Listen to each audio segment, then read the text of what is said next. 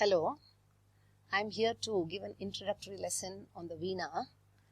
I will give a small description about the instrument and also about the origin of the Veena.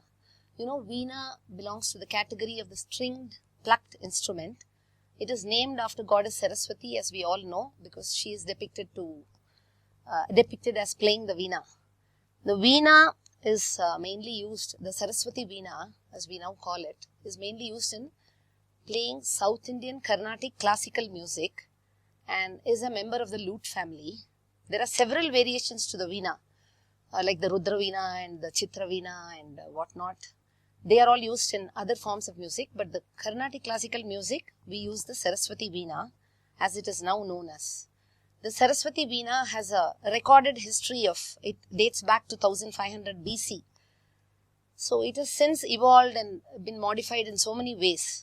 And what we now see in its current form after the modifications is the Saraswati Veena. It has 24 fixed frets on a bed of wax.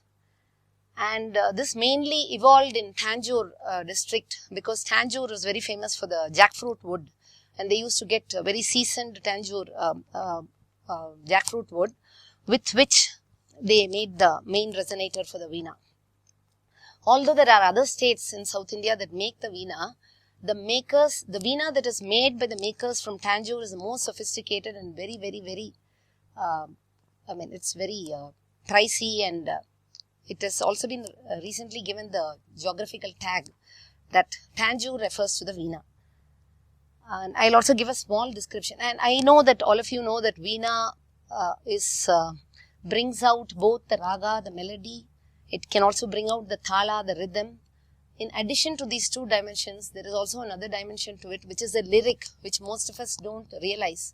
The Veena can actually be made to play the Sahitya or the lyric and can bring out the bhava of a song so well. There are very good Veena players, like Chitti Babu, for instance, has played Bhatapi Ganapatim Paje, and he has played the Pranava Swarupa so beautifully. The words, those who even don't know the song can actually realize the words. The Pranava is brought out so beautifully in the Neravel in the song. So you don't actually go with the memory of the song, but you actually live in the moment and you feel the lyric. The Veena is so much capable, of producing the Sahitya. So much for the importance of the Veena. Let me describe the Veena. It is about 4 feet long. This is the main resonator. It is also known as a kudam in Tamil.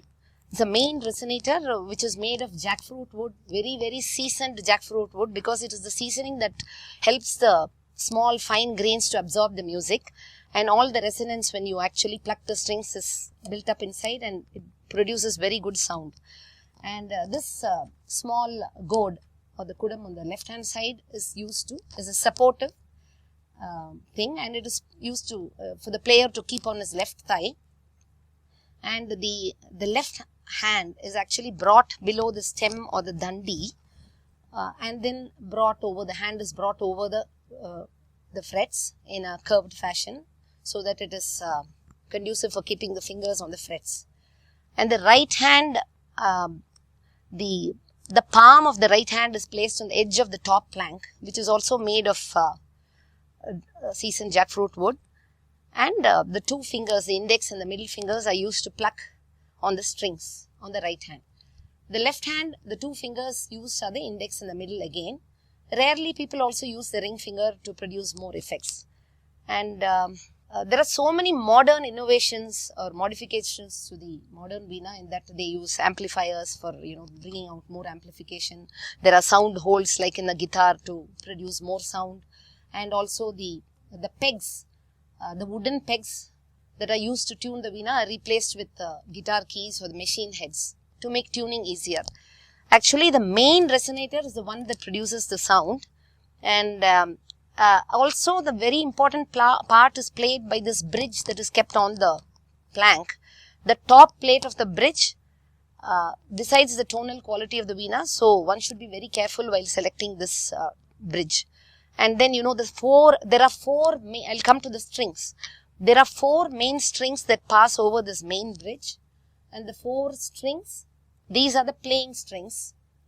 and they pass over the bridge on a bed of wax. You know, this resonator is connected to the dandi of the stem, on which is laid a bed of wax, on which there are 24 frets corresponding to the 24 swarasthanas contained in 2 octaves. We all know that there are 12 swarasthanas in an octave. So, the 24 frets correspond to 24 swarasthanas, and the main 4 strings pass over these frets, and the other end of the string is passing, you can see it is passing through a small hollow thing which contains the other end of the wooden pegs into which the strings are wound, and by actually winding or turning it clockwise or anti-clockwise, you can change the pitch of the strings. The looser the string, the lower will be its pitch, and the tighter the string, the higher pitch will produce. And by the laws of physics, we know that when the sound waves are produced by the vibration of the strings, and these sound waves, the length of the vibrating segment decides the pitch. So, the shorter the length of the vibrating segment, for instance, if I place my hand here, the finger, I cut off the vibrating segment by this extent, and so a very shrill sound is produced. So, only this much segment from the place where I am plucking to the place where I am actually keeping the finger is vibrating. So, very shrill is produced. Shrill sound is produced, and if I keep my finger here, see at the other extreme, this entire length vibrates from this point to this point where I cut off. So, that produces a very bass sound, or that corresponds to the lower notes. So, accordingly, these people who know the art of Veena making know what to give, and the length of each fret is decided accordingly. And these frets are all made of brass. So, the quality of the frets also decides in producing the tone, but the more important part is played by this bridge.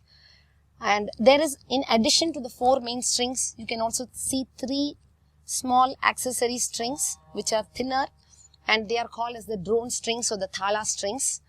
And the thala strings also pass, over a small bridge, a subsidiary small bridge. The thala strings are used to maintain the rhythm, or they can actually indicate the thalam.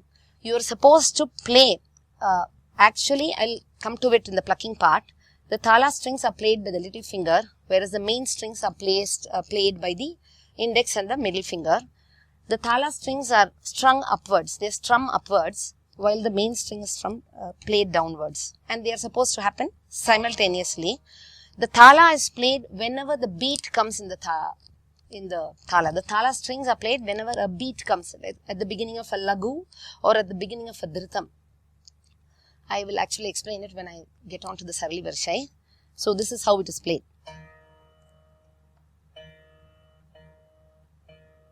And it is very important to alternate between 2 fingers, although it may seem difficult in the beginning. One has to, actually use both fingers while plucking, like this way. And while plucking, the finger should not go down. It should just stop halfway, so that the wooden sound doesn't, interfere with the playing. You should not play like this. You should just stop halfway. And the thala strings, the little finger is used, and it is strum upwards like this. All 3 thala strings are played together.